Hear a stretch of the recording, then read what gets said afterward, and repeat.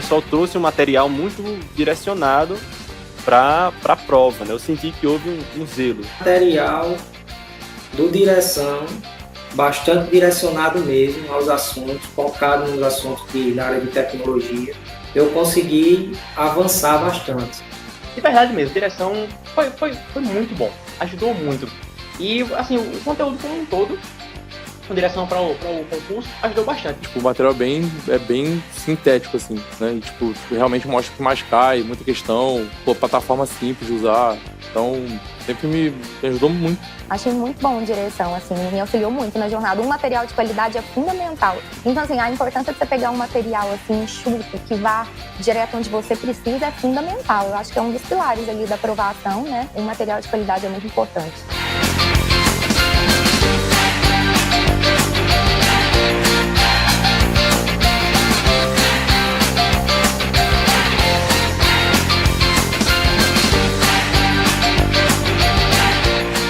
Um ambiente para buscar aprovação e com certeza o direção de cursos, o material, os professores, a forma como a aula é dada é com certeza o que mais aproxima dessa possível aprovação. Um ponto muito positivo de vocês, que vocês conseguiram inovar uma plataforma nova de PDFs. Se eu não tivesse adquirido esse material, não tivesse seguido, né, todas essas dicas do direção, talvez eu não tivesse conseguido ser classificada, não.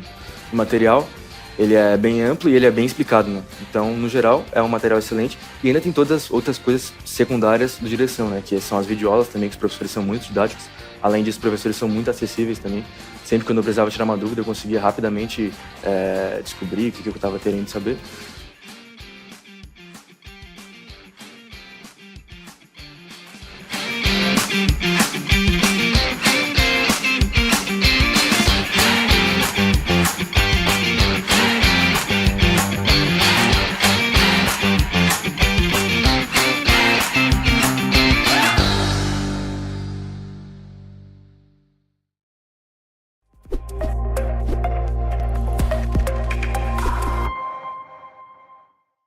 Olá, meu caro aluno, seja muito bem-vindo à nossa aula de Direito Constitucional voltada para a sua preparação para a futura prova do IBAMA. O CESP é a nossa banca organizadora e neste encontro nós vamos juntos resolver 10 importantes questões bem recentes que o CESP apresentou sobre temas que são nevrálgicos e que estão no seu edital, no conteúdo programático do seu cargo de analista, tá? Então, se você vai fazer prova para analista administrativa, analista ambiental, todos os temas que serão trabalhados nesse encontro hoje estão no seu conteúdo programático e muito te interessam. Vamos lá? Vamos verificar juntos como é que o CESP, em questões recentes, apresentou certos temas da nossa disciplina. Eu começo com uma questão sobre os princípios fundamentais da República Federativa do Brasil. Os princípios fundamentais, eles estão no título 1 da nossa Constituição, entre os artigos 1º a 4º. O que o CESP fez aqui é algo muito comum, bastante corriqueiro, que é misturar os princípios fundamentais, dizendo que, por exemplo, fundamentos do artigo 1º são objetivos fundamentais, que na verdade estão lá no artigo 3º, né? Então o CESP faz isso com constância. Eu vou te mostrar esse exemplar de questão para você se preparar e não cair nessa cilada, nessa armadilha que a banca pode construir justamente na sua prova. Vamos lá. Com relação, então, aos princípios fundamentais, que é o tema que interessa aqui, o item são fundamentos da República Federativa do Brasil, entre outros, a soberania, os valores econômicos do trabalho e da livre iniciativa e o repúdio ao terrorismo e ao racismo. Primeira coisa que você vai observar. Bom, ele cobrou o tema princípios fundamentais, né? Então, estamos falando dos artigos 1º a 4º. Mas ele me pediu na assertiva que eu identificasse os fundamentos. Então eu preciso gravar que os fundamentos são aqueles que estão no artigo 1º. E aí ele mencionou soberania, que está correto na condição de fundamento, sem dúvida é um fundamento. Depois, na sequência, ele mencionou valores econômicos do trabalho, quando na verdade o artigo 1º menciona valores sociais do trabalho e da livre iniciativa. Então você já tem um erro ali. E depois ele mencionou o repúdio ao terrorismo e ao racismo, que são princípios fundamentais, mas não são fundamentos porque estão no artigo 4º, tá? Então esse item claramente é um item errado. Eu já identifiquei com você o porquê, vou marcar aqui de vermelho, olha só, são valores sociais do trabalho e não valores econômicos. E repúdio ao terrorismo e ao racismo são princípios regentes do nosso país no cenário internacional, estão, portanto, no artigo 4º, não são fundamentos, né? Só que agora, vamos aproveitar que a gente conheceu essa questão para estudar um pouquinho melhor o tema e você se preparar de um modo mais completo para uma futura prova, porque estudar essa questão, identificando esses erros e dizer, tá bom, o item tá errado, vamos pro próximo, parece tudo muito rápido, né? Tem aluno que se satisfaz com isso e diz, tá bom, adiante, próxima questão. Mas você não aprende nada com a resolução dessa questão. Então a questão, ela tem um motivo de estar aqui. O tema princípios fundamentais está no seu edital, você tem que conhecê-lo. E esse tipo de armadilha vai ser cobrado na sua prova. Não exatamente essa armadilha aqui, de colocar valores econômicos do trabalho, não valores sociais. É outra coisa que o examinador vai trocar, não é? Então a gente tem que se preparar para a sua próxima e futura questão. Pensando nisso, pois bem, vamos adiante. Você já sabe então que existem os princípios fundamentais, que eles correspondem ao título 1 da nossa Constituição e que o título 1 abarca 4 diferentes artigos. Cada um desses princípios fundamentais trata de um tema, na verdade. O artigo 1º traz os fundamentos, o artigo 2º traz a tripartição funcional do poder, ou a separação de poderes, o artigo 3º traz os objetivos fundamentais, gravar cada uma dessas espécies. Então, quais são os fundamentos? Bom, os fundamentos da República Federativa do Brasil são os seguintes: a soberania, a cidadania, a dignidade da pessoa humana, os valores sociais do trabalho e da livre iniciativa e o pluralismo político. Bom, vou te mostrar alguns detalhes. Olha, o que eu vejo muito em prova? Primeiro, trocar valores sociais do trabalho por valores econômicos do trabalho. Cuidado, então, com esse termo que está aqui, né? Isso caiu nessa questão, justamente. Mas quer ver outra armadilha que o examinador monta? Onde está pluralismo político, ele põe pluripartidarismo. Pluripartidarismo, a presença de múltiplos partidos políticos registrados lá no Tribunal Superior Eleitoral, é uma realidade nossa, mas não é um fundamento da República, tá? O fundamento é uma coisa mais ampla, o pluralismo político. Então, cuidado com isso também, não é pluripartidarismo. Eu vejo o examinador trocar isso o tempo inteiro, tá bom? Tem aluno que gosta desse mnemônico aqui para gravar, o Soci de Vaplum. Tem aluno que acha que já não ajuda tanto, né? Você pode tentar se basear nisso aqui, mas vale muito mais resolver questões e olhando o que o examinador troca, o modo como ele tenta complicar a sua vida, do que ficar se prendendo só à memorização de mnemônicos, tá bom? Agora, na sequência, o artigo 2º consagra a tripartição funcional dos poderes, então ele diz, são poderes da União, independentes e harmônicos entre si, legislativo, executivo e judiciário. O que eu vejo muito? Bom, vejo o examinador criar itens falsos dizendo que são poderes da União, dependentes e harmônicos entre si. Ele tira o prefixo in. É uma bobagem, né? Mas é para pegar o aluno desatento. Então, preste atenção nesse pequeno detalhe aqui para o examinador não trocar nada para não te prejudicar. Outra coisa que eu observo é que, às vezes, eles listam entidades que são muito importantes para o nosso país, mas que não são poderes. Então, eles colocam aqui. Um exemplo, você já deve ter visto uma questão que diz assim, são poderes da União, independentes e harmônicos entre si. O Legislativo, o Executivo, o Judiciário e o Ministério Público. Claro que isso é um erro. O Ministério Público não é um dos poderes. O Ministério Público é uma função essencial à Justiça, tá? Então, cuidado para não ser colocado o Ministério Público aqui ou a Defensoria Pública, né? São funções essenciais à Justiça. São importantes para o Judiciário poder trazer a prestação jurisdicional. As engrenagens do Judiciário funcionam, a dialética processual acontece porque essas funções essenciais existem, mas elas não são poderes da União, tá bom? Então, cuidado com isso.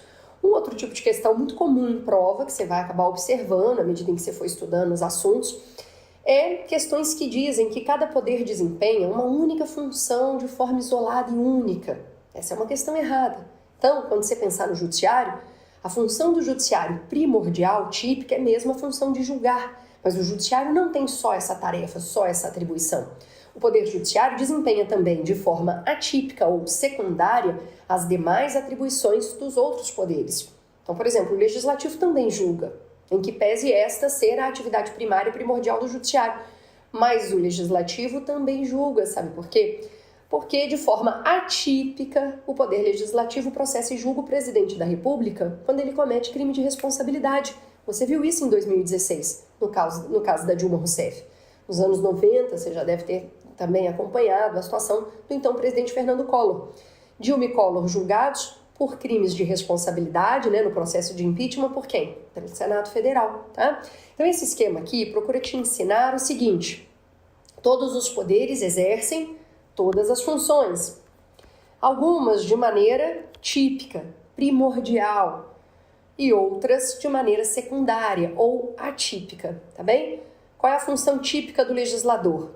Bom, o legislativo tem duas funções típicas, legislar e fiscalizar. Mas perceba também que a atividade legislativa, apesar de típica do legislativo, é desempenhada pelos outros poderes. O presidente edita a medida provisória, o presidente edita a lei delegada, né? Então essa estrutura aqui é interessante para você pensar nessa questão, tá joia?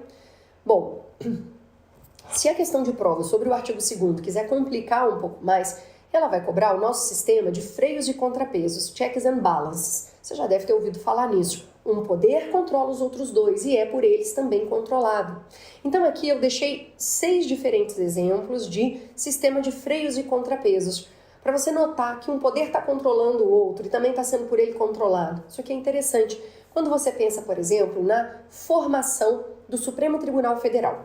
O STF é a nossa Corte Suprema, o órgão de cúpula do Poder Judiciário. Não existe nenhum órgão acima do Supremo Tribunal Federal na nossa estrutura judiciária. Se você abre o artigo 101 da Constituição, você aprende que o Supremo Tribunal Federal tem 11 ministros. E mais, você aprende que esses ministros são nomeados por quem? Pelo presidente da República, desde que o Senado Federal tenha aprovado por maioria absoluta. Então esse é um excelente exemplo do nosso sistema de freios e contrapesos, porque olha só, estamos montando o órgão de cúpula do Judiciário. Mas para montar o Supremo Tribunal Federal, eu preciso do Executivo, que é o presidente da República fazendo a indicação do nome. Só que esse nome só pode ser levado efetivamente ao Supremo, via nomeação do presidente, se antes o Senado Federal aprovar por maioria absoluta, quer dizer, o Legislativo também participa. Né? Então isso te dá essa ideia muito clara de como o poder controla os outros, e é também por eles controlado. Depois, se o presidente da República comete crime comum, sabe onde o presidente é julgado? No próprio STF. Se os parlamentares, deputados federais e senadores cometem crime, também são julgados no STF. Mas também foram eles que ajudaram a formar o STF. Entende? Como é tudo bem intrincado, bem amarrado? Bom, agora, olhando o artigo 3º. O artigo 3º trata dos objetivos fundamentais. Este aqui é um olhar nosso para o futuro. Que sociedade nós queremos ser? Quais são os planos, as metas que a nossa Constituição tem? Então, a nossa Constituição tem por intuito construir uma sociedade livre, justa e solidária, garantir o desenvolvimento nacional, erradicar a pobreza e a marginalização e reduzir as desigualdades sociais e regionais e promover o bem de todos, sem preconceito de origem, raça, sexo, cor, idade e quaisquer outras formas de discriminação, tá? Então, construir uma sociedade livre, justa e solidária. Garantir o desenvolvimento nacional. Claro que já teve questão de prova dizendo garantir o desenvolvimento internacional. Item errado, né? Erradicar a pobreza e a marginalização e reduzir as desigualdades sociais e regionais. Esse inciso parece bobinho, mas ele é um dos mais cobrados. E eu vou te mostrar uma forma que o examinador às vezes confunde muita gente. Aqui está escrito, o nosso intuito é erradicar pobreza e marginalização, porque essas são coisas que podem ser erradicadas, podem ser exterminadas, retiradas, não é? Países que passaram por situações ainda mais difíceis que as nossas conseguiram erradicar pobreza e marginalização. É o nosso intuito central. Mas veja, as desigualdades sociais e regionais, a gente não tem o intuito de erradicar, a gente tem o intuito de reduzir. É diferente, né? É como se acreditássemos assim, que uma completa erradicação de desigualdade social ou regional não fosse possível. E eu particularmente até concordo com essa ideia. Então, aqui o nosso intuito é reduzir. Mas às vezes o examinador tira a palavra reduzir e diz que o nosso objetivo é erradicar tudo. Erradicar pobreza e marginalização e desigualdades sociais e regionais. Não. Para as desigualdades, o nosso intuito é reduzi-las, porque realmente o nível de desigualdade no país, tanto no aspecto regional quanto social, é uma coisa abissal, né? E por fim, promover o bem de todos, sem preconceito de origem, raça, sexo, cor, idade, quaisquer outras formas de discriminação. Alguns alunos usam esse ConsGR Repro para gravar, é uma ajuda, né? Pode ser que te auxilie realmente, tá bom? E depois os princípios regentes do nosso país no cenário internacional. Então, a República rege-se pelos seguintes princípios no cenário internacional. Independência nacional, às vezes o examinador tira esse prefixo para confundir, né? Prevalência dos direitos humanos, autodeterminação dos povos, Esse inciso 4, o princípio da não intervenção, é outro que cai muito. Aí o examinador tira o não, complica, né? Igualdade entre os estados, defesa da paz, solução pacífica dos conflitos. Outro dia eu ouvi uma questão que falava solução bélica dos conflitos, imagine. Não é? Depois, repúdio ao terrorismo e ao racismo, que foi justamente o que caiu nessa nossa primeira questão do CESP. E o examinador disse que isso era um fundamento, você está vendo claramente que não é um fundamento, é um princípio regente do nosso país no cenário internacional, tanto que está aqui no artigo 4º. Cooperação entre os povos para o progresso da humanidade. O inciso 10 cai muito em prova também. Muitas vezes o examinador tenta te confundir aqui falando em vedação ao asilo político. Não. Um princípio regente do nosso país é a concessão ao asilo político. Tá? Concessão de asilo político, não vedação. Então, cuidado. E, por fim, o parágrafo único nos lembra que buscaremos essa integração, que é uma integração econômica, política, social e cultural com os povos da América Latina. O nosso intuito é construir uma comunidade latino-americana de nações. Tá? Aqui eu também vejo muita questão de prova dizendo construir essa integração com os povos da África, de toda a América, com a Europa. Não. Aqui é América Latina. Então é outro ponto de atenção. É esse tipo de expressão que você grifa quando você está estudando. É esse aqui que você grifa, esse não, o pacífica, o concessão, que são os termos que, pela minha experiência, eu sou professora dessa matéria há 20 anos, pela minha experiência, eu estou te contando que eu já vi um monte de questões de prova trocando esses itens, né? Então você vai observando cada um deles de uma forma mais atenta, porque eu não quero que você erre essa questão, tá bom? Então fechamos a primeira questão, tá? Era isso aí. Esses são fundamentos. Soberania é fundamento, valores sociais do trabalho e da livre iniciativa. Aqui já era um princípio regente do nosso país no cenário internacional. Tá? Essa foi a nossa questão de número 1. Você sabe que princípios fundamentais é um assunto importante. Quando esse tema cai, a questão nunca é muito complexa, não é difícil. Você só tem que ter memorizado o que é fundamento, separação de poderes, que é isso que você vai acertar todas as questões de prova que cobrarem no tema. Tá bom? É difícil memorizar tudo? Mas você escolheu esse caminho, tá? Não adianta reclamar agora com relação às exigências que essa estrada traz, tá? Você escolheu percorrê-la. Ninguém lhe disse que seria fácil. Mas lembre-se, o prêmio lá na frente é muito significativo. É justo que muito custe o que muito vale. Você deve conhecer, evidentemente, essa frase, isso é um mantra para mim há muitos anos. É justo que muito custe o que muito vale. Vamos pagar o preço. Questão de número 2. Aqui também eu quero te lembrar da necessidade de você gravar de uma forma também bem forte, firme, algumas escolhas centrais que a gente precisa fazer para organizar um Estado. Então, não adianta, você vai organizar um Estado, você tem que saber qual é o regime de governo, qual é a forma de governo, qual é o sistema de governo e qual é a forma de Estado. Você vai observar que ainda hoje as bancas examinadoras, com muita frequência, fazem o quê? Isso aqui é uma questão muito fresquinha, né? Acabei de observar que ela é de uma das primeiras provas que o CESP aplicou agora, em 2025, que foi a do TRF 6ª Região. Essa aqui já é 2024. Mas assim, é tudo questão fresquinha. Tema que, vai cair o tempo inteiro mesmo. Bom, vamos gravar essas escolhas centrais para você não confundir o que o examinador está colocando aqui como armadilha. O Brasil adota a república como sistema de governo, uma vez que há alternância da chefia de governo por intermédio de eleições periódicas.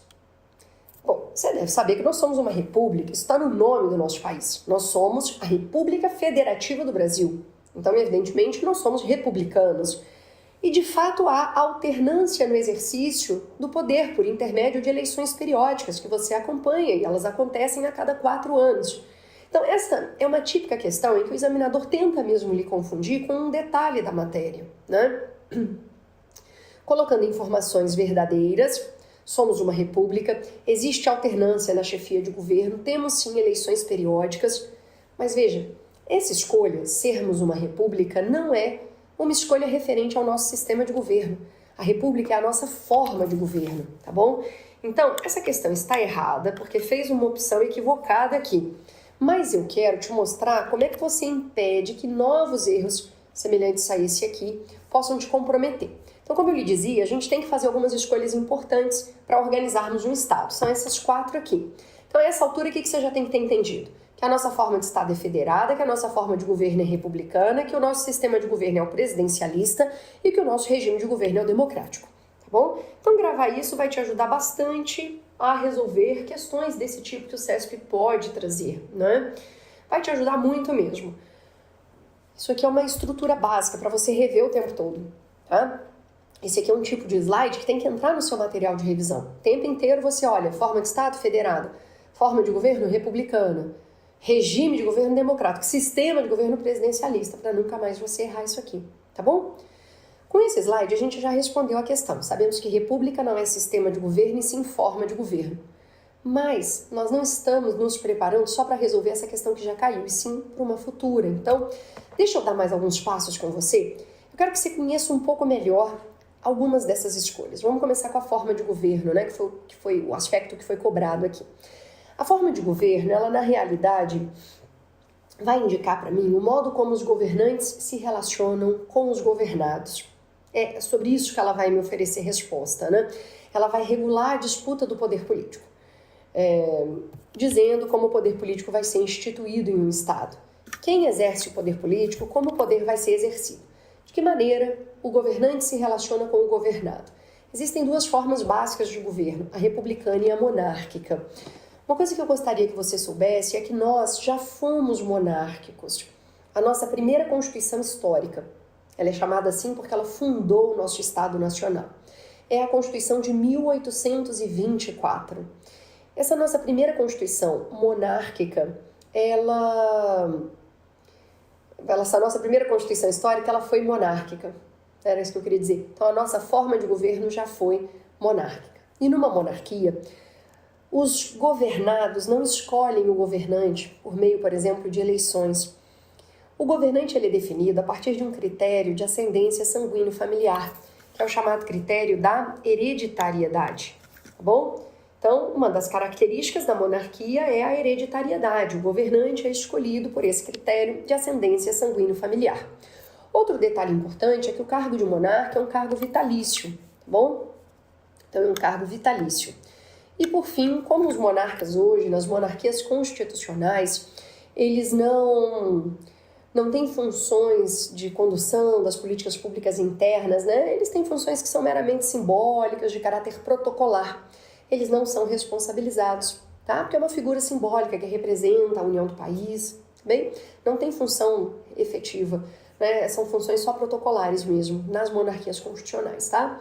Agora, se você pensa na forma republicana, que é a nossa forma de governo, desde que o decreto número 1 de 15 de novembro de 1889 proclamou a República. Aí logo depois veio a nossa primeira Constituição Republicana, que é a de 1891. Né?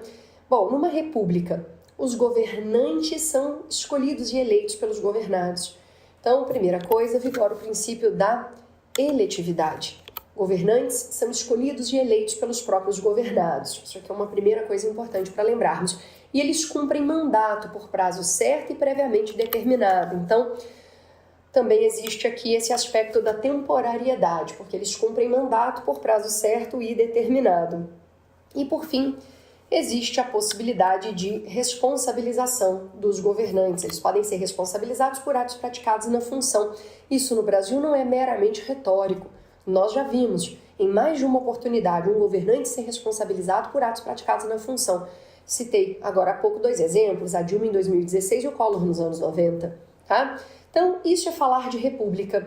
É reconhecermos que na república os governantes são eleitos pelos governados, que eles cumprem mandato por prazo certo e previamente determinado, que eles podem ser responsabilizados. Não é? O fato de termos um mandato periódico a cada tempo, né, isso significa que temos alternância no exercício do poder político, diferente do monarca. O cargo de monarca é vitalício. O monarca permanece no cargo enquanto está mentalmente são e pode exercer sua função. Ele não cumpre mandato. O cargo de monarca é vitalício. Né?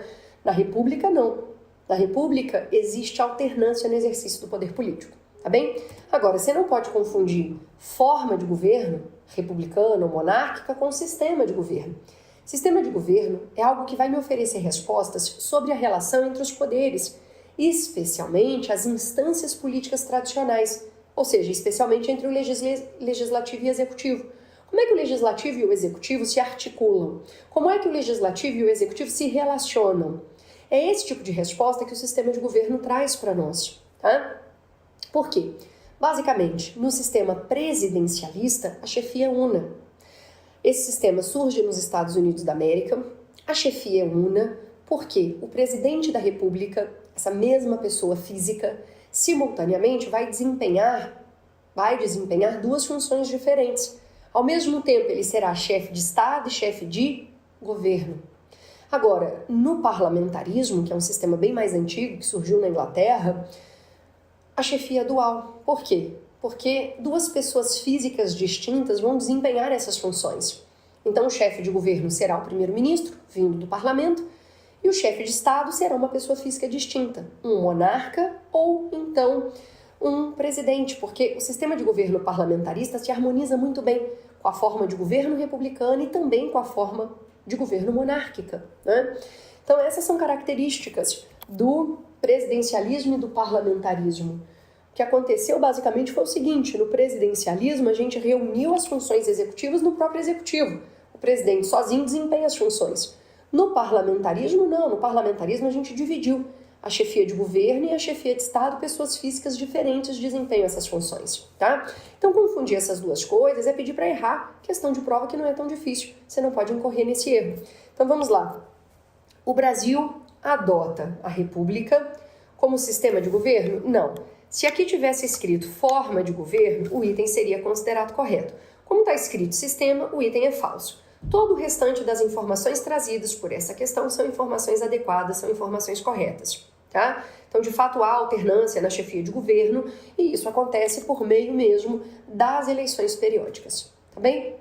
Bom, vamos fazer uma pausa, um intervalo, tomar um copo d'água, você descansa um pouco, vamos sair do modo focado, você entra um pouquinho no modo difuso para relaxar seu cérebro, descansar um pouco, porque eu te quero no modo focado assim que o próximo bloco de aula se iniciar. Até lá!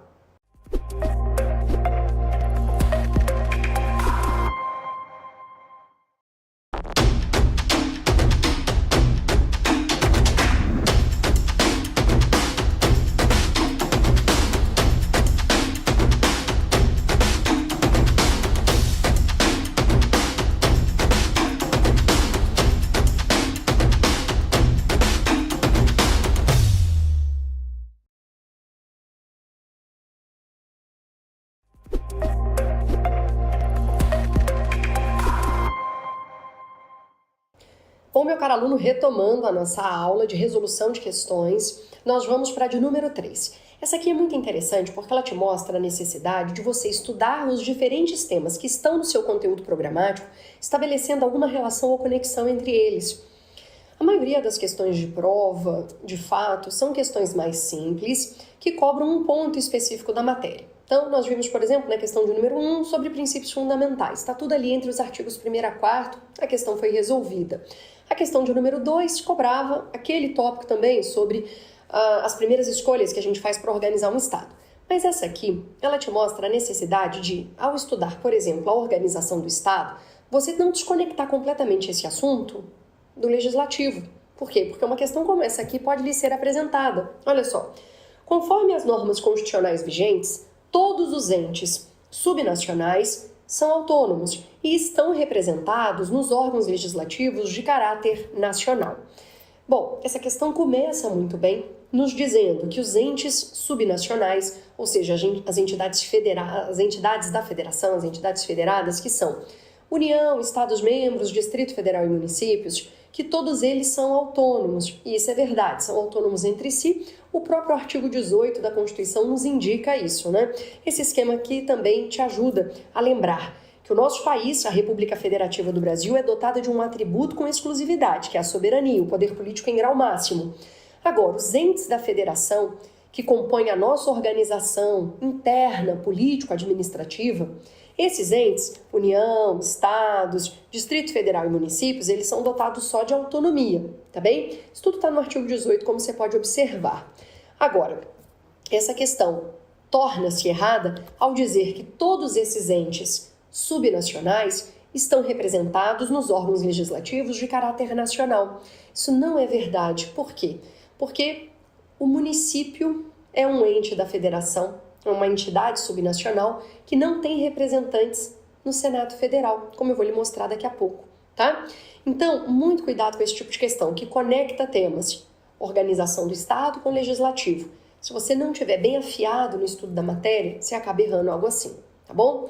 Bom, mas vamos estudar um pouquinho mais esse assunto. Eu te disse que os entes da federação são dotados de autonomia.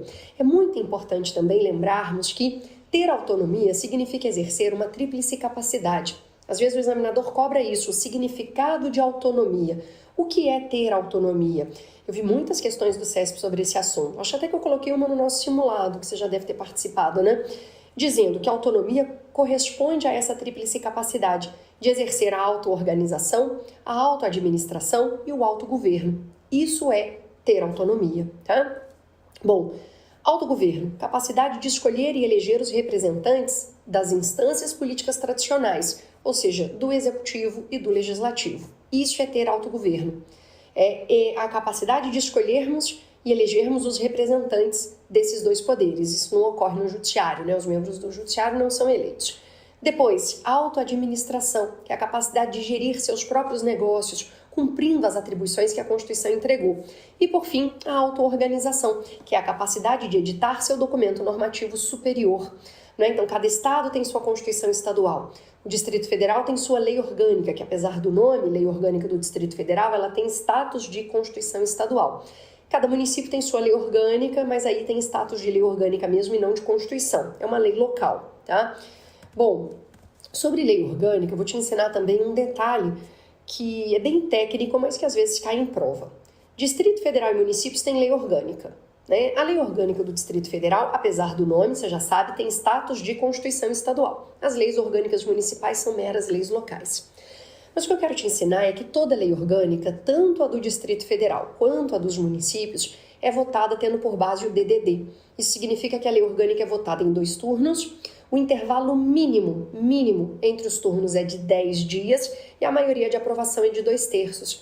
Então a gente sempre diz que lei orgânica é votada segundo a regra do DDD. Isso aqui ajuda bastante na hora de uma prova, né? Lembrar como é que lei orgânica é votada? DDD, 2 turnos de votação, intervalo mínimo entre os turnos de 10 dias e maioria de aprovação, 2/3. Tá? Você lê isso nos artigos 29 e 32. Agora, chegando no Poder Legislativo e o que ele tem a ver aqui com essa questão de número 3. É o seguinte, o Poder Legislativo em âmbito federal é representado pelo Congresso Nacional, mas o Congresso Nacional é formado por 2 casas legislativas, a Câmara dos Deputados e o Senado Federal. Isso ocorre porque vivemos numa federação. Ou seja, o nosso bicameralismo do Poder Legislativo em âmbito federal, o fato de o Poder Legislativo em âmbito federal se organizar de modo bicameral, com 2 casas legislativas, isso é uma decorrência da nossa forma de Estado. Sabe por quê? Em todas as federações no mundo, existem quase 30 federações no mundo, a nossa é uma delas. Em todas as federações no mundo, o Poder Legislativo é organizado assim para que uma casa represente o povo e a outra casa represente as entidades parciais ou regionais da federação, que são entidades que vão integrar a federação, não é? Que no nosso caso, então, a Câmara dos Deputados é a casa que representa o povo, mas o Senado Federal é a casa que representa as entidades regionais ou parciais da federação. Isso existe porque numa federação a gente tem que respeitar um princípio que a gente chama de princípio da participação. Esse princípio indica que as entidades regionais da federação precisam contribuir na formação da vontade nacional, tá bom? Então, quando você olha aqui, ó, o Poder Legislativo em âmbito federal, né, é o Congresso Nacional, mas o Congresso é formado por 2 casas, Câmara e Senado. A Câmara é a casa que tem representantes do povo. Já o Senado Federal tem representantes dos estados e do Distrito Federal. O Senado, então, realiza esse princípio da participação, tá bem? Agora, detalhe importante. Não temos representantes dos municípios no Senado Federal, o que torna, então, essa alternativa uma alternativa errada, né? Por conta dessa parte final que ela trouxe. Tá joia? Caminhamos bem até aqui? Então, a questão de número 3 também está resolvida. Agora, a questão de número 4 quer te ensinar uma outra coisa, que é a seguinte. Toda mudança legislativa sofrida pela Constituição torna-se algo importante para os seus estudos, porque o examinador ele tem ali uma novidade para cobrar, né? Então, a Constituição sofreu alteração em algum ponto? Não necessariamente agora, no mês passado, tá? Alterações, eu diria, dos últimos 4 ou 5 anos são sempre as mais importantes para aquela prova que você vai fazer. Então, você tem que sempre caminhar com isso em mente. olha só, eu estou aqui com um dispositivo que sofreu alteração no ano de 2021. Ainda é importante, ainda cai em prova, tá? Então, neste caso em específico, olha a frase que o examinador trouxe para julgarmos. A renda básica familiar é direito de todos os brasileiros a ser garantido pelo poder público em programa permanente de transferência de renda. Na realidade, não é todo e qualquer brasileiro que faz jus a essa renda básica familiar. Esse foi um direito garantido lá no parágrafo único do artigo 6º, foi trazido por uma emenda constitucional, a emenda 114 de 2021, mas ele foi garantido para o brasileiro em situação de vulnerabilidade social, e não todo e qualquer brasileiro, como disse a assertiva. Tá? Então, não é todo brasileiro que tem esse direito. É o brasileiro em situação de vulnerabilidade social. Então, por isso a assertiva está errada, né? E eu chamo sua atenção para o seguinte: esse aqui é um dispositivo simples, mas que foi modificado por emenda constitucional. Ah, mas a modificação de 2021 ainda cai em prova? Bom, contra a realidade você não pode espernear, né? Cai em prova? Eu trouxe a questão mostra que sim, né? Tantos anos depois, apesar de já ser um assunto mais batido, ele continua sendo exigido, continua sendo cobrado. Então, o seu papel é olhar para esses artigos que tiveram a redação modificada e entendê-los como importantes. Eles podem sim ser cobrados, eles podem cair, então você tem que estudá-los, tá? Então, esse aqui foi o erro. Essa renda básica familiar é garantida pelo poder público em programa permanente de transferência de renda. Essa aqui eu também já vi ser trocada, às vezes questão de prova dizendo que o programa de transferência de renda é um programa temporário, não é. É um programa permanente de transferência de renda. Mas é só para brasileiro em situação de vulnerabilidade social. Também já vi muita questão de prova dizendo que toda pessoa tem direito à renda básica familiar. Ou, já vi também assim, todo indivíduo em situação de vulnerabilidade social terá direito a essa renda básica familiar. Todo indivíduo não, estrangeiros não fazem jus a esse direito. A renda básica familiar é para brasileiro em situação de vulnerabilidade social, tá bem? Bom, só aproveitando que estamos aqui com o artigo 6º na tela, esse também é um dispositivo muito cobrado em prova e eu queria que fizéssemos juntos a leitura do caput dele para relembrarmos quais são os direitos sociais, porque isso aqui também é muito questionado pelas bancas. O CESP gosta muito que você tenha gravado esses direitos sociais. Então, o artigo 6º diz: são direitos sociais: educação, saúde, alimentação, trabalho, moradia, transporte, lazer, segurança, previdência social, proteção à maternidade e à infância, assistência aos desamparados na forma desta Constituição. Existem várias maneiras de você gravar esse artigo 6º. Tem aluno que gosta muito desse tá sem sal PPP, que usa as iniciais, né? Então, um T de trabalho, o outro T de transporte, um A de alimentação, o outro A de assistência aos desamparados. Esse assistência aos desamparados também é um direito social que o examinador tenta trocar palavras para te confundir. Ele coloca assistência aos deficientes, assistência às crianças, coisas assim. É assistência aos desamparados. Então, essa palavra pode saber que o examinador troca muito. Aqui você está vendo que moradia é direito social, né? Às vezes o examinador troca e coloca propriedade como direito social, que é um erro. Propriedade é um direito individual. Moradia é um direito social. Tem diferença, né? Bom, um S é de saúde, o outro S é de segurança. Pasme, lazer é direito social. Então, letra L de lazer e as duas últimas letras aí. P de previdência social, P de proteção à maternidade e à infância e depois transporte. Esse aqui não é o único mnemônico que existe, tem esse outro aqui também. O Edu mora ali, Saul trabalha lá e Assis prossegue preso no transporte. Tem aluno que gosta muito desse outro, né? Vai testando o que funciona melhor para você. Uma coisa que eu sempre digo em aula é: não existe bala de prata. Ou seja, não existe um único método, uma única maneira que satisfaça a todos, que atenda à necessidade de todos os alunos. Vocês são pessoas diferentes, cada um está num nível de conhecimento e de compreensão, cada um está num momento específico de vida, com maior ou menor facilidade de estudar, de memorizar. Então, respeite a sua individualidade. A gente vai ofertando aqui diversas maneiras de você tentar gravar. Você pode encontrar uma outra completamente diversa das que eu apresentei, e aí você vai seguir aquilo que está te atendendo, tá bom? Isso aqui são só sugestões. E lembre-se, não existe uma única sugestão que atenda a todos. Não existe bala de prata. Tá? Você vai descobrir o seu caminho para a compreensão, para a construção da memória. Você vai descobrir isso da sua própria maneira. Agora, só mais um detalhe sobre o artigo 6º, antes de eu completar a resolução dessa quarta questão. 3 direitos sociais que estão ali no caput e o próprio parágrafo foram introduzidos por emenda. Então, nós já tivemos muitas questões do CESP cobrando isso aqui, né? Por exemplo, o transporte. Transporte foi o último direito social inserido ali no caput do artigo 6º, pela emenda 90 no ano de 2015. Moradia foi o primeiro novo a ser inserido no ano 2000 pela emenda 26. Alimentação pela emenda 64 em 2010. Então, quer dizer, esses direitos sociais, a gente fala MAT, né? MAT, M-A-T, moradia, alimentação e transporte. Eles não nasceram com a Constituição de 88. Lá em outubro de 88, quando a Constituição foi promulgada e publicada, moradia, alimentação, transporte e essa renda básica familiar não eram direitos sociais previstos na Constituição. Eles foram sendo inseridos depois, aos poucos, via emenda constitucional. Tá bem? E última coisa, já que falamos de direitos sociais. Bom, tem uma outra parte da matéria em que isso pode ser cobrado, né, que envolve a teoria geral dos direitos fundamentais. Direitos sociais, eu espero que você grave, são direitos de segunda dimensão ou segunda geração. E eles normalmente têm caráter prestacional, exigem um agir, um fazer do Estado. Tá? Então, gravar que é direito também de segunda dimensão é importante. Os direitos sociais estão inseridos nesse contexto de segunda dimensão, segunda geração de direitos fundamentais.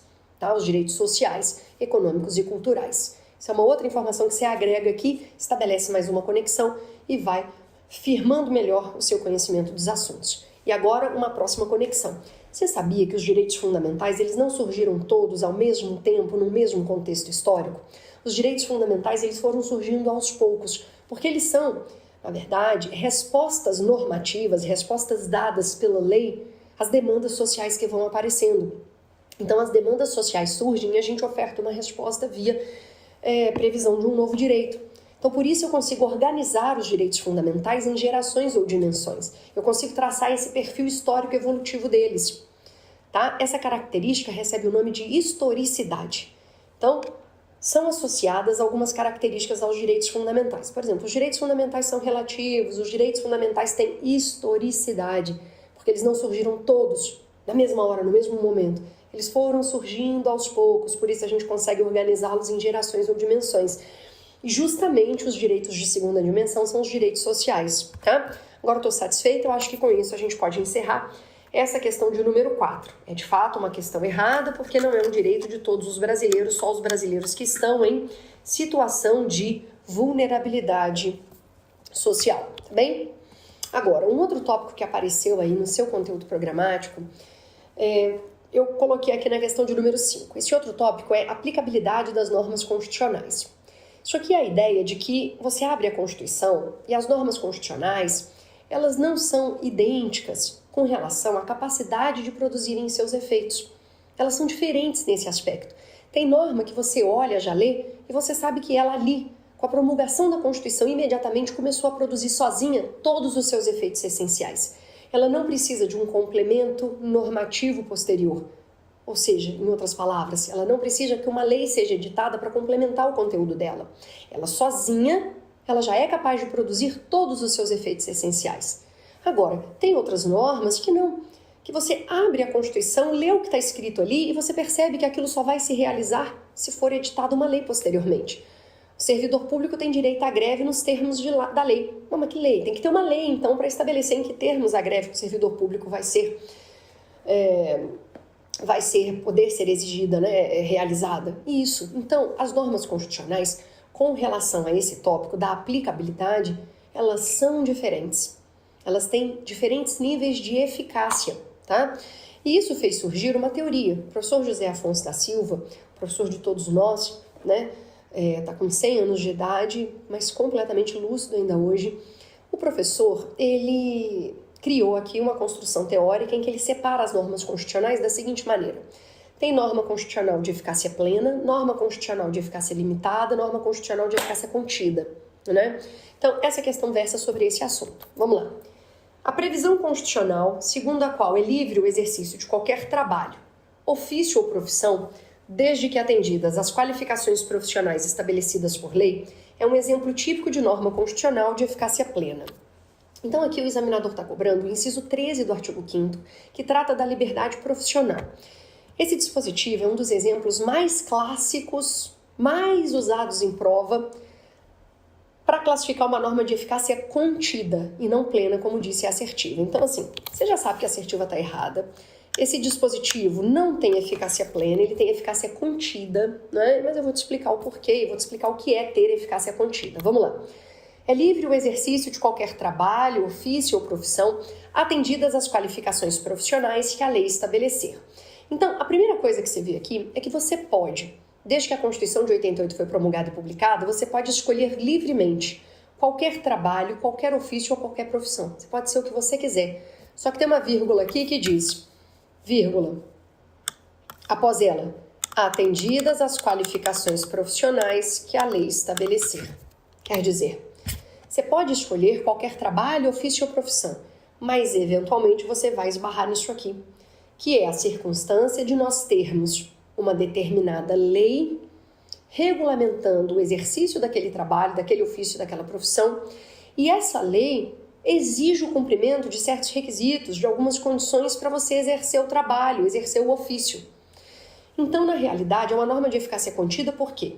Quando a Constituição é promulgada, publicada, você pode sim exercer livremente qualquer trabalho, ofício ou profissão. Mas ficamos na expectativa de uma lei surgir e se a lei vier, porque neste caso a lei não é obrigatória, mas se ela vier, ela vem para conter o exercício desse direito. Ela vem para restringir o exercício dessa liberdade. Você não é tão livre assim para exercer qualquer trabalho, ofício ou profissão. Porque se a lei vier para regulamentar uma profissão X, você vai ter que atender às qualificações profissionais que a lei resolveu estabelecer. Então, por exemplo, se você acordar amanhã e pensar, quer saber? Eu quero ser um influencer, porque eu tenho aqui boas escolhas na minha vida e eu quero influenciar positivamente a vida de outras pessoas, tá bom? Então você faz isso. Você acorda amanhã, abre uma conta numa rede social, começa a mostrar os seus hábitos de vida, suas escolhas, o que você consome e vai influenciando quem te acompanha, quem te assiste. Você pode exercer esse trabalho, essa profissão? Pode. Tem regulamentação? Não. Não, porque não tem lei regulamentando isso ainda. Um dia vai ter? Não sei. Mas hoje não tem lei. Então você pode começar a exercer esse trabalho, esse ofício, essa profissão, se você desejar, tá? Agora, por outro lado, se amanhã você acordar e pensar, quer saber? Eu sempre tive o sonho de ser médico, porque eu tenho essa sensação de que eu vou saber cuidar das pessoas, ministrar corretamente as medicações, fazer boas cirurgias, sei lá, você está fantasiando aí na sua casa. Só que você não pode amanhã mesmo começar a exercer essa profissão, porque essa profissão está regulamentada por lei. Desculpe. Então você terá que cumprir os requisitos e as condições estabelecidas em lei para poder ser médico. E aí tem um monte de requisitos, um monte de regulamentação. Você vai ter que cursar uma faculdade de medicina, depois você vai ter que se inscrever no conselho, vai ter que fazer residência para exercer certas tarefas, não é? É isso aí. Então, tudo depende da existência ou não de lei. E a própria necessidade ou não de lei é regida, segundo o Supremo, pelo seguinte: qual é o potencial de dano para a sociedade se essa profissão for exercida de forma ruim? Né? Qual é o potencial de dano? Bom, se você é um influencer e influencia para o mal, e influencia mal, não sabe influenciar as pessoas, ou então influencia para coisas ruins, o mercado é que vai ter que te limitar, te conter, né? Não tem por que a lei regulamentar, tá certo? Então, é uma profissão sem regulamentação, porque o potencial lesivo dela, eu acho que ele é enorme, né? Mas, enfim, não dá também pra gente dizer o que é bom, o que é má influência, porque certas coisas mudam. Por exemplo, eu acho algumas músicas que são muito tocadas, muito ouvidas, muito baixadas, eu acho que todas são terríveis, horríveis. Acho que elas influenciam muito mal o estado de espírito das pessoas. As pessoas esquecem que a gente não é só um corpo físico, né? As pessoas esquecem que elas têm alma e que isso tudo aqui é uma transcendência importante de ser relacionada. Então elas escutam qualquer coisa, qualquer música, músicas que dizem coisas horríveis, músicas que falam termos horríveis, músicas de palavras de baixo calão, e elas acham que aquilo não tem nenhuma influência na vibração energética delas. Claro que tem. E tem estudo científico comprovando isso. E se esses estudos não existissem, nós não teríamos, por exemplo, algumas escolhas em grandes centros urbanos específicas, envolvendo música, né? Então, por exemplo, de vez em quando você vê uma manchete de jornal dizendo que o governo de Londres decidiu-se pela necessidade de colocação de música clássica nas estações de metrô, e depois ficou comprovado que o índice de violência, de furtos e roubos naquela localidade baixou tantos por cento. Você vai dizer, mas não tem nenhuma influência, não pode ter sido a música. Tanto pode ter sido que outros centros urbanos fizeram a mesma coisa. Então, assim, pense nisso, né? Mas eu cheguei a esse ponto para dizer que né, hoje o governo entende que as influências, né, não é uma profissão regulamentada, você influencia do modo como você quiser. Mesma coisa a profissão de músico. Você pode tocar e cantar o que você quiser. Não tem que ter regulamentação prévia. Você não tem que comprovar que estudou música para poder exercer essa profissão de músico. Não precisa comprovar. Ah, mas a música que ele faz é horrível. Essa é a sua leitura, né? Muita gente às vezes acha aquilo ali excelente, tá? Agora, o médico. O sujeito não pode pegar um bisturi e abrir a barriga de alguém se ele não tiver uma formação prévia, né?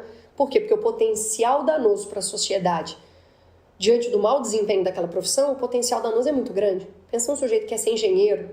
Ah, não, eu vou construir um prédio, mas ele não sabe nada de engenharia, ele não cursou a faculdade, né?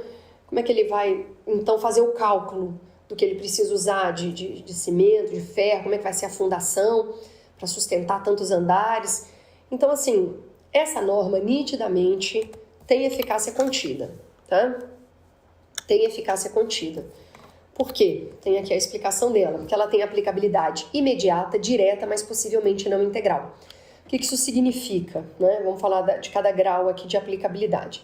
Imediata, ou seja, a Constituição foi promulgada, ela já está apta a produzir seus efeitos essenciais. Direta, está apta a produzir esses efeitos sozinha, independentemente de qualquer regulamentação. Mas possivelmente não integral significa que ela está sujeita a restrições, ou seja, restrições que vão ser trazidas por outras normas. Então isso classifica uma norma constitucional como de eficácia contida, né? Que tem outras normas explicadas também. Então, o erro aqui dessa questão, obviamente, é chamar essa norma constitucional de norma de eficácia plena, quando, na verdade, esse aqui é o exemplo mais clássico de norma de eficácia contida, é o que mais cai em prova. Junto desse artigo 5º, inciso 13, tem um outro que o CESP gosta muito de cobrar também, não só o CESP, as bancas no geral, que é o inciso 58. Esse inciso 58 do artigo 5º, né, também é uma norma constitucional de eficácia contida. O artigo 5º do inciso 58 diz assim: o civilmente identificado não será submetido à identificação criminal, vírgula, salvo nas hipóteses previstas em lei. Percebeu que é tipicamente uma norma contida como essa aqui, do artigo 5º, inciso 13? Esse inciso 58 do artigo 5º diz assim: o civilmente identificado não será submetido à identificação criminal, vírgula. Quer dizer, você, estando civilmente identificado, trazendo consigo um documento de identificação civil, você não será levado à delegacia para ser identificado criminalmente. Tá? Que é você tirar foto de frente de perfil, né, escolherem suas impressões datiloscópicas, às vezes escrever para um futuro exame grafotécnico. Não, porque você está identificado civilmente. Mas veja, isso não é uma regra absoluta. A Constituição fala: o civilmente identificado não será submetido à identificação criminal, vírgula, salvo nas hipóteses previstas em lei. Aí, bom, existe uma lei, a Lei de Identificação Criminal. Se não foi atualizada, é a 2037 de 2009. Aí essa lei lista um monte de situações nas quais você, mesmo estando civilmente identificado, terá que ser submetido sim à identificação criminal. Um exemplo: às vezes você traz consigo 2 documentos de identificação civil e eles têm entre si informações contraditórias. Pronto, olha a suspeita de que um deles é falso. Aliás, qual é falso, qual é verdadeiro? Então, vai ser levado à identificação criminal, mesmo estando civilmente identificado. Percebeu? Então, esse é um outro bom exemplo de norma de eficácia contida. Porque o direito é, estando civilmente identificado, não ser levado à delegacia para identificação criminal. Isso está valendo desde que a Constituição de 88 foi promulgada e publicada. Está valendo. Essa regra está produzindo seus efeitos. Você está usufruindo desse direito. Só que a Constituição pôs uma vírgula e diz: salvo nas hipóteses previstas em lei. Aí vem a lei e diz: olha, nestes casos aqui, você, ainda que esteja civilmente identificado, vai ser levado à identificação criminal. Percebeu? Então a lei veio para conter, para restringir o exercício daquele direito. Por isso a norma tem eficácia contida e não plena, tá? Então esses são os 2 melhores exemplos de norma constitucional de eficácia contida. Grávios. Grávios porque caiu o 5º inciso 13 nessa prova, pode cair na sua o 5º inciso 58, não é? Bom, vamos para o modo difuso novamente? Eu falo muito disso, não sei se você já assistiu alguma aula em que eu explico essa questão, né, da sua capacidade de concentração. Seu cérebro não consegue manter o modo focado muito tempo. E para você treiná-lo com o modo focado, você precisa de momentos de modo difuso, né? Então a gente faz pausas mesmo numa aula para você ir se adaptando, né? É claro que tem gente aqui que ficaria em modo focado muito mais tempo, e eu sou uma dessas pessoas. Quando eu construí minha carreira como professora, imagine que uma aula tinha 30 minutos, 15 minutos, como é hoje. As aulas tinham 1h45, 2 horas, cada bloco de 2 horas, era assim que a gente trabalhava. E, enfim, essa capacidade de foco e de concentração, ela é treinável. Eu olhando assim em perspectiva para minha vida, eu percebo que eu treinei isso a vida inteira.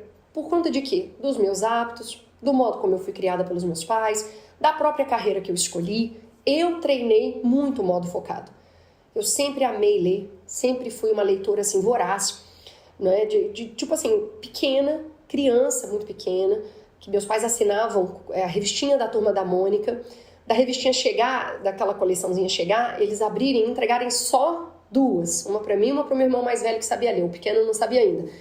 Aí eu ficava, mas só veio 2. Aí eu lia a minha rapidinho, pedia a dele e lia. Eu falava, não tem mais nada? Aí minha mãe ficava, não, ainda vai chegar. E eles ficavam tentando segurar, porque senão eu lia tudo no mesmo dia. Eu passava a tarde inteira lendo, a noite inteira lendo. Eu sempre fui apaixonada por leitura. Isso aí, bom, não sei explicar o porquê. Minha mãe sempre leu muito também, eu tive exemplos, mas meus irmãos não ficaram assim tão fascinados pela leitura. Eu, por outro lado, sempre fui apaixonada por ler. E sempre gostei também de estudar. E fui treinando isso ao longo da vida. Se você sente hoje que acompanhar uma aula de 20 e poucos minutos, 30 minutos é difícil para você, entenda que você tem que treinar o seu modo focado. O modo focado você está assistindo essa aula, tira as distrações. O celular no modo avião, se for possível, desligado, o que for, sem olhar a notificação, sem pensar, não, já sei a resposta dessa questão, deixa eu dar uma olhadinha em outra coisa aqui. Fica no modo focado, você está treinando o seu cérebro para coisas que vão ser importantes para a sua preparação para concurso público. Agora a gente encerrou esse bloco, entra no modo difuso, desliga, desconecta, bebe uma água, vai olhar a notificação do celular, vê se alguém te mandou uma coisa interessante, um meme, dá uma risada, relaxa. Se você estiver sentado, levanta. Né? Ah, não, professor, eu estou assistindo a gravação dessa aula, não estou acompanhando ela à noite. Tá de dia, abre a janela, olha o horizonte, descansa também seu nervo óptico, né? Faz essa modulação. Olha para o horizonte, olha na distância. Pronto, agora você volta para o modo focado, entendeu? Mas se você não souber fazer essas pausas, você não consegue treinar o modo focado, tá bom? Então, desligando aqui o focado, vamos para o difuso no intervalo. Daqui a pouco a gente tá junto de novo pro terceiro bloco, que eu acho que vai ser o último, tá bom? Acho que dá para eu resolver tudo que falta no último bloco. Vou estar te esperando, até lá.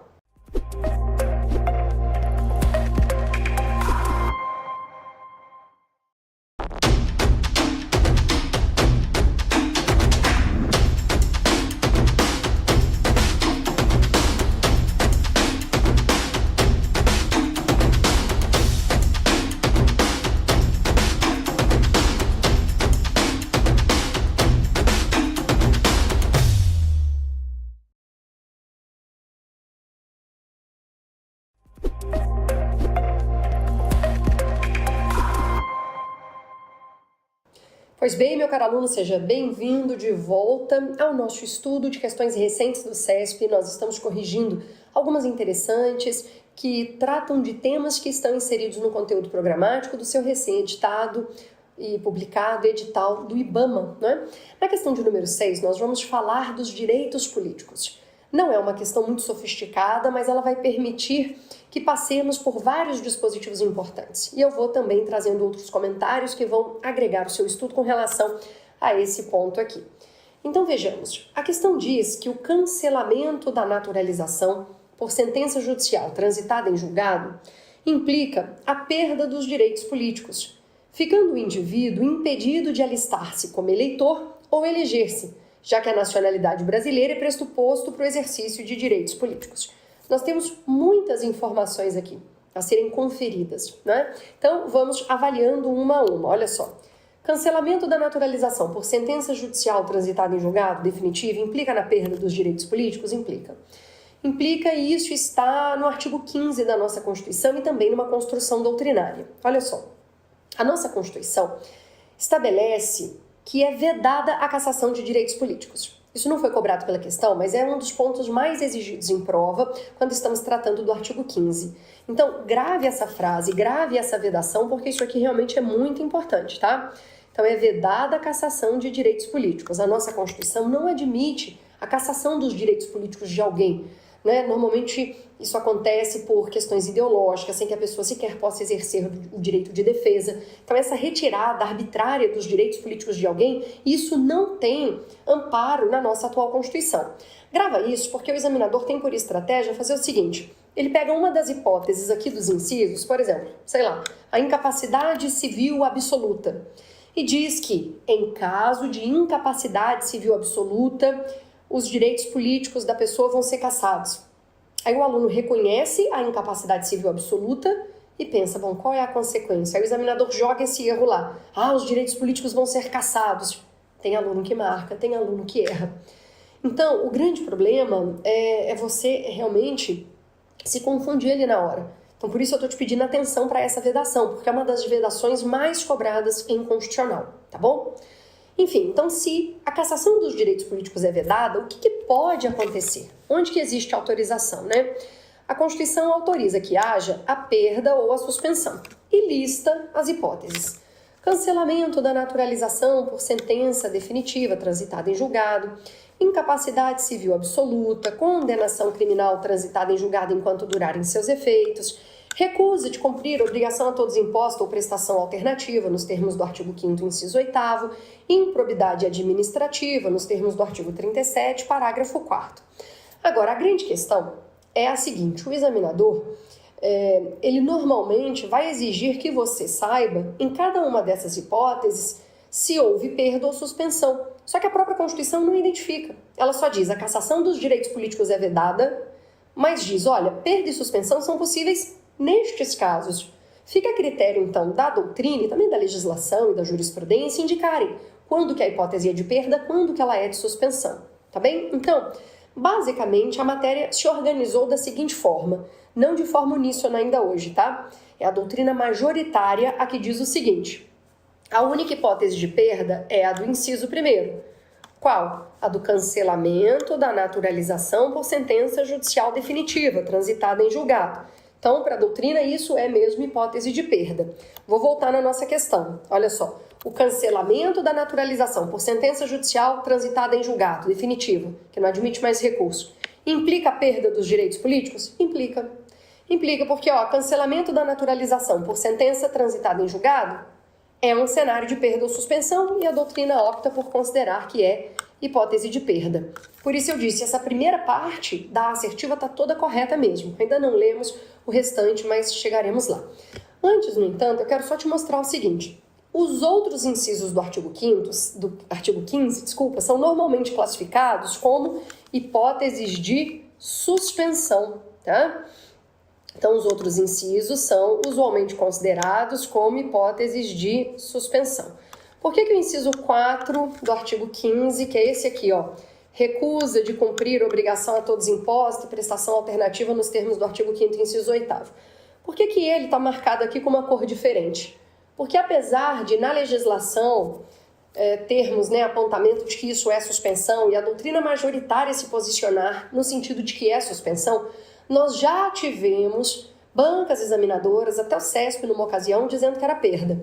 Só que a gente tem também um precedente do CESP, que é uma questão de 2013, de um TRT, em que o CESP disse que era perda e depois anulou a questão, ao argumento de que havia divergência doutrinária com relação a esse ponto. E a verdade é que a doutrina, de modo majoritário, defende o que está aí na tela para você. Só o inciso 1º é a hipótese de perda, os outros 4 incisos 2, 3, 4 e 5, são hipóteses de suspensão. Então, eu levaria para a prova essa ideia hoje. Ela é a mais firme, tá? Agora, vamos voltar aqui um pouquinho. Seguindo aquela linha de que a gente tem que usar a questão a nosso favor para aprender com ela, nós já resolvemos, com relação ao artigo 15, o que a questão atual cobrou.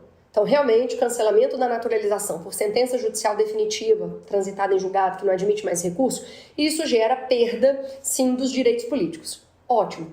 Agora, eu só queria chamar a sua atenção para algumas palavras. Vou escolher uma caneta vermelha aqui para fazer algumas marcações. O examinador troca muito alguns termos, aqui. Então, por exemplo, esse vedada, normalmente ele coloca é permitida, é admitida a cassação dos direitos políticos nos seguintes casos. Então, essa é uma palavra com a qual você toma cuidado ao estudar o artigo 15. No inciso 1º, cancelamento da naturalização é por sentença transitada em julgado. Então, se ele colocar sentença ainda passível de recurso, não gera perda dos direitos políticos ainda. Incapacidade civil, às vezes ele coloca relativa, a gente sabe que ela tem que ser absoluta, então toma cuidado com essa palavra. Condenação criminal definitiva, aqui ele coloca às vezes condenação trabalhista, condenação civil, condenação tributária, nada disso vai gerar a suspensão dos direitos políticos. Tem que ser uma condenação criminal e ela tem que ter transitado em julgado. Então, um sujeito que é um preso provisório, ou seja, ele está preso provisoriamente, tem um processo penal andando, mas não saiu ainda a sentença penal condenatória definitiva dele. Tá? Então, ele está preso, às vezes, preventivamente, está cumprindo a pena provisoriamente. Esse sujeito está com os direitos políticos dele em dia.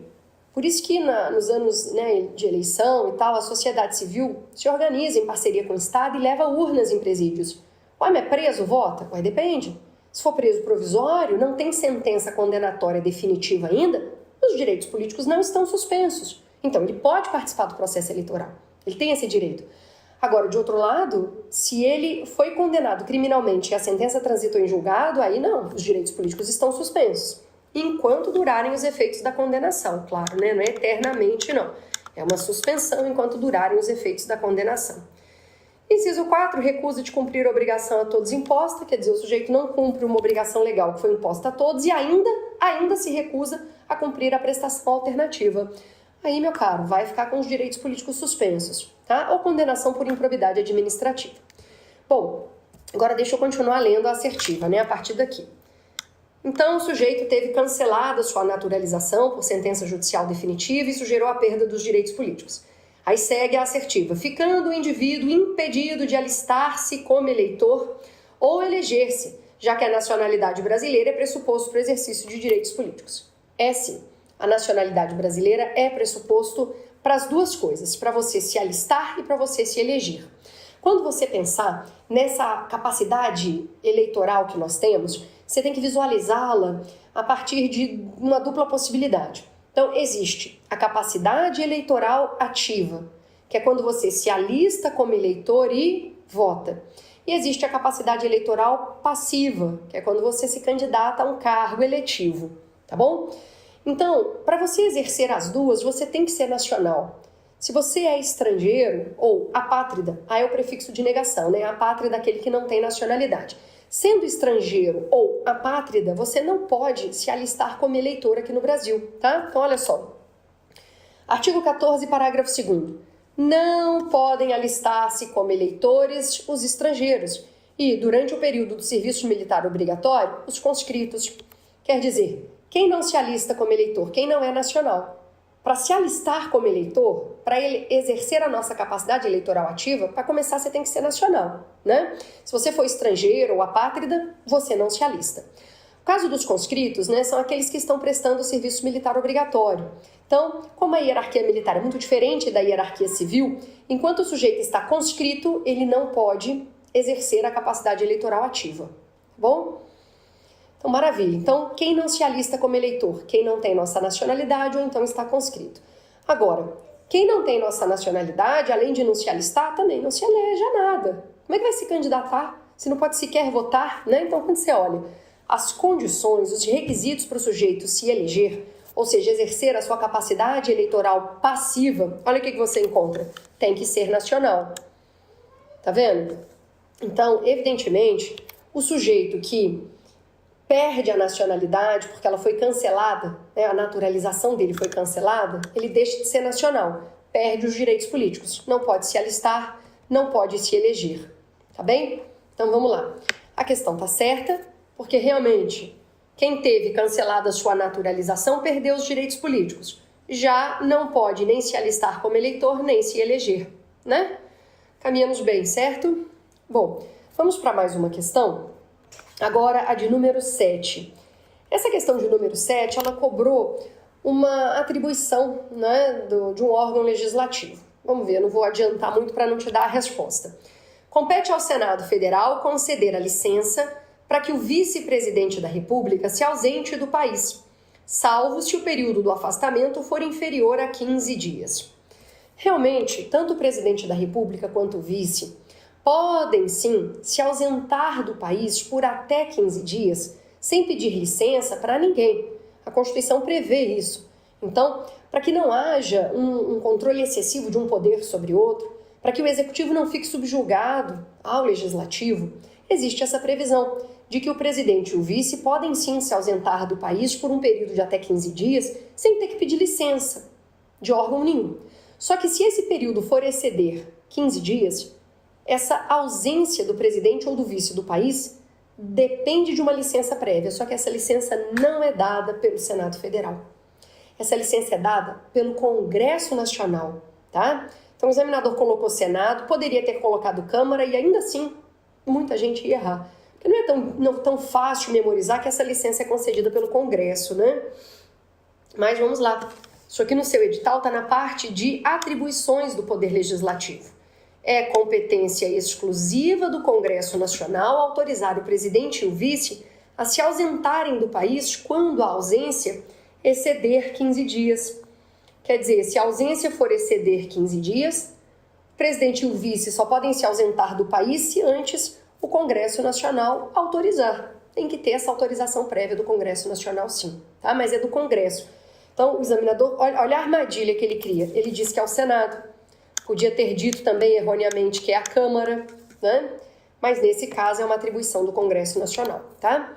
Uma coisa que não foi cobrada aqui, mas que eu vejo em muitas questões, é o seguinte: será que essa mesma regra, por aplicação do princípio da simetria, vale em âmbito estadual? Por exemplo, para o governador e para o vice-governador se ausentarem do país por mais de 15 dias, eles precisam de licença da Assembleia Legislativa, certo? Só que sabe o que algumas constituições estaduais fizeram? Colocaram lá em seus artigos o seguinte: para o governador e o vice saírem do país por qualquer período, a Assembleia Legislativa do Estado tem que autorizar previamente.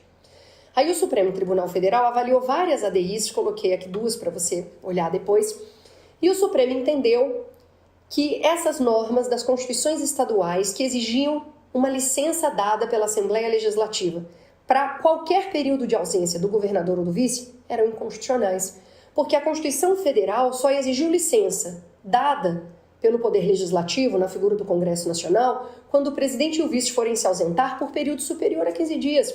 Menos que isso, não precisa de licença, tá? Então, quer dizer, a mesma regra que está aqui no artigo 83 da Constituição Federal, pelo princípio da simetria, se aplica também às outras esferas da federação, tá? Então, aqui vale o princípio da simetria.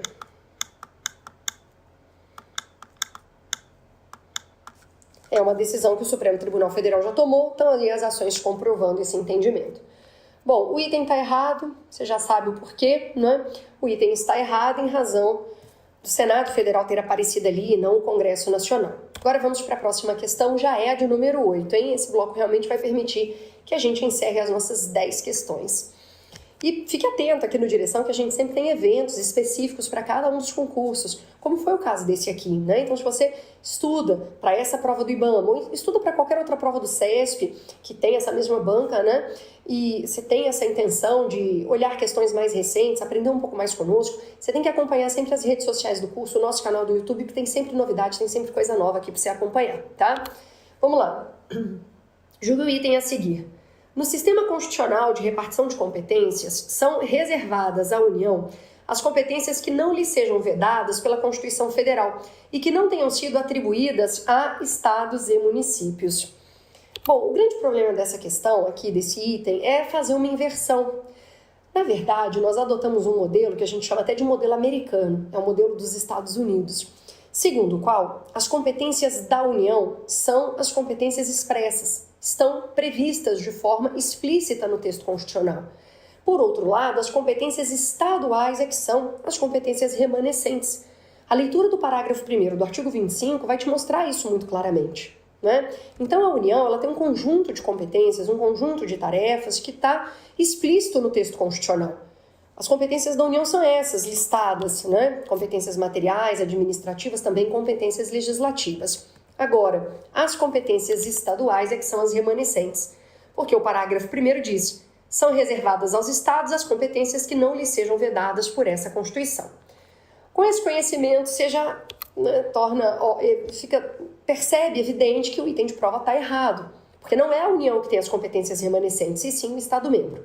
Agora, usando uma tradição que a gente já inaugurou aqui desde a primeira questão, avança mais um pouquinho comigo, no estudo desse tópico. Olha só, um exemplo de uma competência estadual baseada nessa ideia de que ele tem os poderes remanescentes.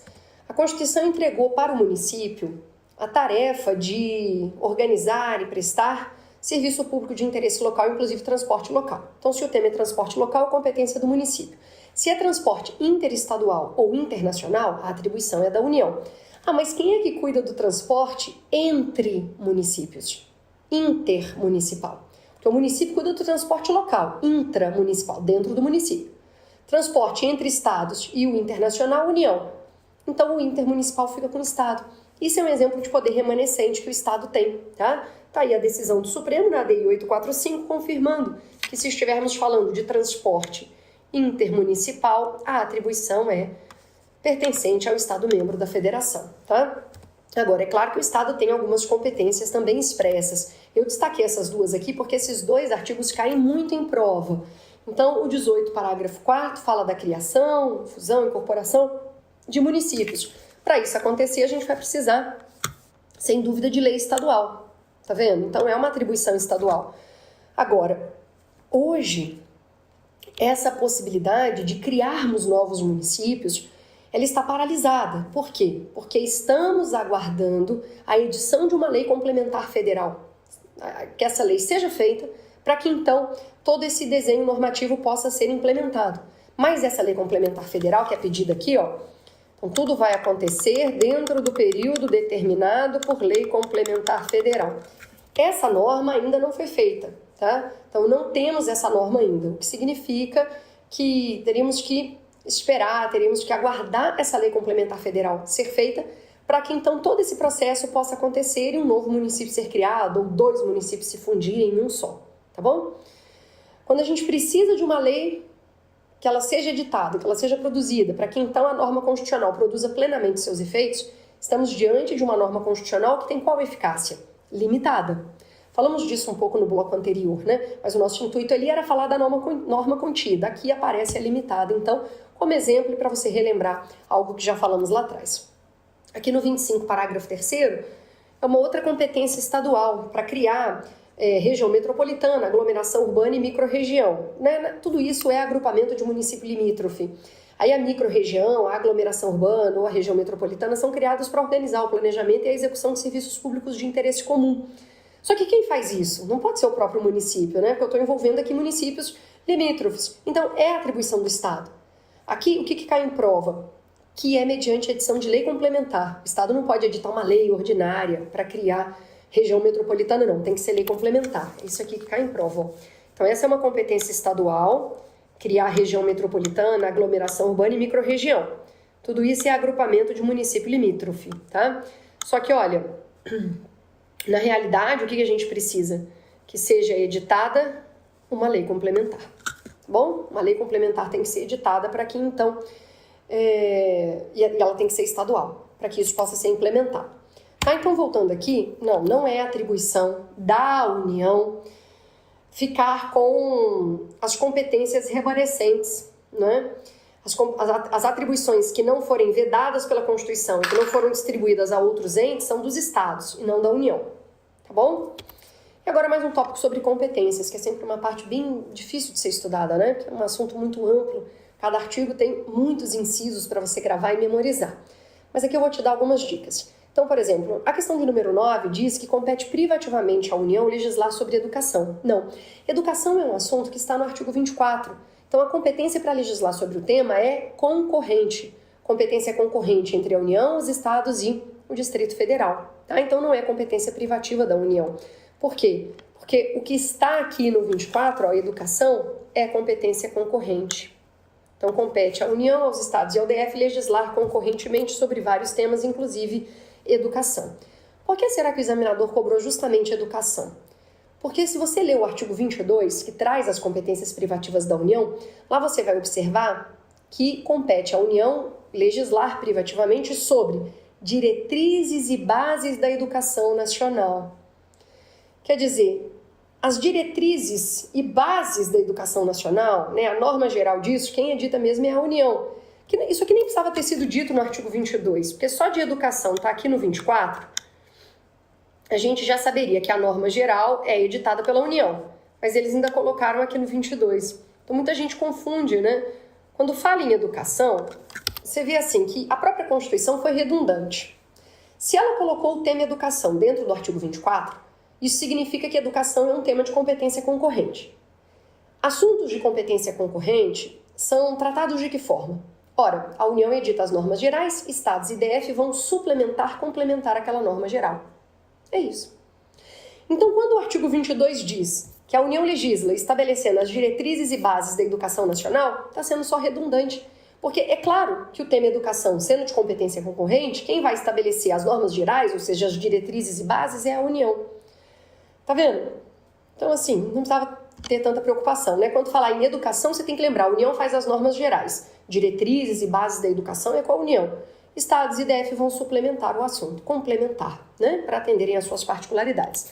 Mas essa tabela aqui, que está no meu manual de Direito Constitucional, eu também uso ela no nosso material de direção, ela te ensina algumas outras coisas boas de gravar, que valem a pena. Ó, pra você ver, o aluno pode confundir muito bem isso aqui, ó. Quem legisla sobre direito processual? A União privativamente. Mas se o examinador quiser complicar sua vida, ele não pergunta direito processual, ele pergunta procedimentos em matéria processual, porque aí a competência é concorrente. Igual, por exemplo, o direito comercial está aqui no 22, mas se o tema for juntas comerciais, está no 24. Direito penal está aqui no 22, mas se o tema for direito penitenciário, está no 24.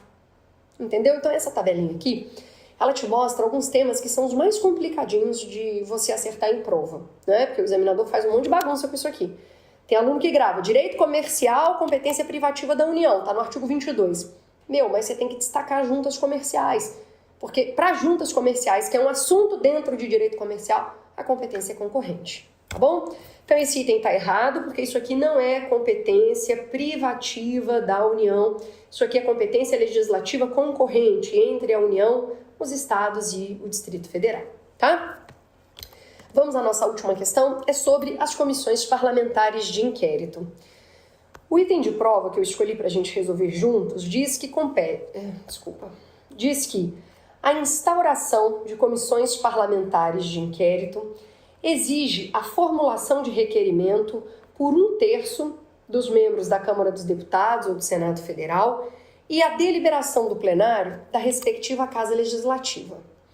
Então essa questão está tentando te fazer acreditar que para criarmos uma CPI, uma Comissão Parlamentar de Inquérito, precisamos, em primeiro lugar, de um requerimento apresentado por 1/3 dos membros da Câmara ou do Senado, depende da casa onde a CPI for instaurada. Ainda te adianto que pode ser criada uma CPMI, uma Comissão Parlamentar Mista de Inquérito, que é quando os deputados e senadores criam uma comissão mista para investigação. Né? Aí eu preciso de 1/3 dos deputados, mais 1/3 dos senadores assinando o requerimento para criar uma CPMI.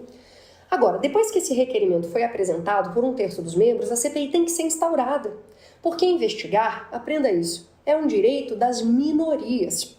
Então a Constituição, ela quis que as minorias tivessem esse protagonismo e pudessem instaurar uma CPI para investigar um fato, porque nem sempre investigar é fácil. Mas se você tiver um número mínimo querendo investigar, você tem que levar isso adiante. Então a Constituição diz o seguinte, olha, o requerimento tem que ser apresentado por 1/3 dos membros da casa. A investigação vai acontecer, se for para apurar fato determinado e por prazo certo. Agora, essa questão está criando um requisito adicional. Ela está dizendo, depois que o requerimento é apresentado por 1/3 dos membros, eu tenho que ter uma aprovação da maioria ali do plenário da Casa Legislativa para que a comissão seja instaurada. Não porque senão a gente fica refém da maioria de novo. A minoria, 1/3 dos membros, apresenta o requerimento para investigar, mas a CPI só é instaurada se há uma deliberação do plenário, quer dizer, o plenário da Assembleia, da Câmara dos Deputados, por exemplo, se for em âmbito estadual, da Assembleia Legislativa se reúne e aí eles vão votar se autorizam a criação da CPI. Aí nós ficamos na dependência da maioria. E não, investigar é um direito das minorias. Esse caso aqui aconteceu em São Paulo, na Assembleia Legislativa do Estado de São Paulo. O regimento interno da Lesp, né, dizia o seguinte, olha, depois que o requerimento para criar uma CPI for subscrito por 1/3 dos membros dessa casa, a CPI só vai ser instaurada se esse requerimento for aprovado em plenário pela maioria absoluta dos membros da Assembleia. Quer dizer, aí o Supremo foi acionado e teve que declarar isso inconstitucional. Eu te conto essa história toda aqui nos slides, né? Mas antes, vamos ler o que a Constituição diz a esse respeito? É só para você ver que só existem 3 requisitos para criar a CPI. Então, as CPIs que terão poderes de investigação próprios das autoridades judiciais, além de outros previstos nos regimentos das respectivas casas, elas serão criadas pela Câmara e pelo Senado, em conjunto ou separadamente, mediante, olha os requisitos. Primeiro, requerimento de 1/3 de seus membros, para apuração de fato determinado e por prazo certo. Pronto, só tem esses 3 requisitos para criar a CPI.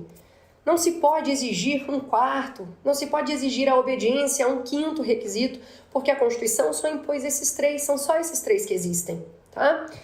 Sendo suas conclusões, se for o caso, encaminhadas ao Ministério Público para que promova a responsabilidade civil ou criminal dos infratores. Esse também é um detalhe interessante. A CPI, ela só investiga. A CPI, ela não processa. A CPI, ela não julga. A CPI não impõe pena. A CPI só investiga, só reúne provas, tá bem? E a criação dela depende só desses 3 requisitos, tá? Que estão aqui também comentados, mas eis aqui um resumo legal, ó. Indicação de um fato determinado a ser investigado. Então a CPI não existe para, por exemplo, vamos investigar se existe corrupção no Poder Executivo. Está investigando o quê? Não, vamos investigar isso aí, se existe corrupção. Não, você tem que investigar um fato determinado. Essa série aqui de contratos que foram assinados e parecem que violaram o interesse público. Aí sim, então tem um fato a investigar. Um prazo certo para a duração da comissão, porque a investigação não pode durar toda a vida, né? E o requerimento apresentado por 1/3 dos membros, ou da Câmara, ou do Senado, ou das 2 casas, se a gente for criar uma CPMI, tá? Tem muita explicação aqui, mas a gente está vencendo também o horário dessa aula. E, enfim, já vencemos, né? Porque era uma aula de 1 hora só, eu extrapolei um pouquinho, porque eu gosto de comentar para além do que está na questão, eu acho que isso ajuda demais para os seus estudos. Só resolver a questão é muito pouco, entenda isso. Quando você estiver em casa, sozinho, pegar uma questão dessa aqui, resolveu, achou a resposta, assim, mas pense um pouco adiante. O que mais que o examinador podia ter perguntado que ele não questionou aqui? Né? Se você tiver essa capacidade, conseguir construir algo assim, você vai ver como que seu estudo se torna mais sólido, mais denso, seu conhecimento começa a ter mais firmeza, né? E isso tudo gera um ciclo virtuoso muito positivo, que vai te encaminhar para a aprovação. Porque se você consegue se fazer as perguntas e trazer novas respostas, é porque você já tem uma bagagem boa. Isso te estimula a estudar mais, a conhecer mais, porque você se sente mais perto da aprovação. Tá bom? Então vá adiante, vai estudar e muito bem, aproveitando as questões, porque elas são muito, muito úteis. Primeiro que elas se repetem demais, né? Para cair uma coisa igualzinha a isso aqui na sua prova não custa. Não custa porque já aconteceu em milhares de outros concursos. Pode acontecer com você também, tá? Mas enfim, esse item aqui está errado porque não existe essa deliberação do plenário. Para criar uma CPI, a gente tem que respeitar aqueles 3 requisitos que já vimos quais são, tá bem? Bom, encerro aqui esse encontro, resolução de 10 questões recentes do CESP para você que está estudando para a prova do IBAMA. Foi um grande prazer apresentar essas questões, a resolução delas. Espero que elas te ajudem. Um grande abraço, bons estudos e a gente se vê no próximo evento aqui do Direção Concursos. Obrigada e até breve.